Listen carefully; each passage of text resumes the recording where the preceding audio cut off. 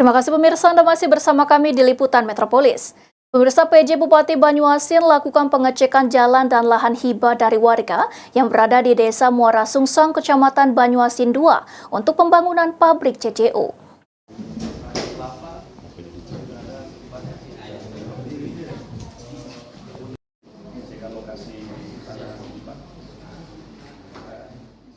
Penjabat Bupati Banyuasin Muhammad Farid melakukan kunjungan lapangan ke Desa Muara Sungsang, Kecamatan Banyuasin II dalam rangka monitoring jalan hibah warga desa dengan panjang 4,421 km dan lebar 20 meter untuk lokasi pembangunan pabrik crude coconut oil. Kunjungan ini dilakukan guna memastikan kesiapan infrastruktur penunjang sebelum pabrik tersebut mulai beroperasi. Didampingi oleh sejumlah organisasi perangkat daerah terkait dan perangkat desa, PJ Bupati Banyuasin berkomitmen untuk memastikan bahwa akses jalan yang akan dibangun sesuai dengan standar yang telah ditetapkan.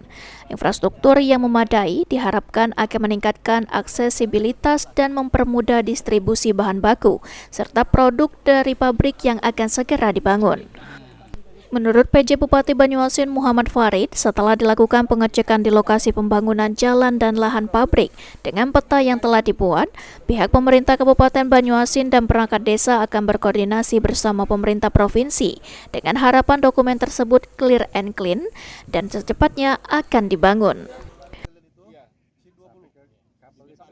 Hasil dari cek and recheck kita di lapangan ini, insya Allah besok kita akan bawa berkas-berkas dan hasil cek and recheck kita di lapangan ke pihak Provinsi Sumatera Selatan, Pak Gubernur, supaya nanti dilakukan penelaahan lebih lanjut sehingga proses pembangunan pabrik CCO dan badan jalan yang ada di Desa Muara Sungsang ini segera bisa direalisasikan tahun ini juga harapan kita.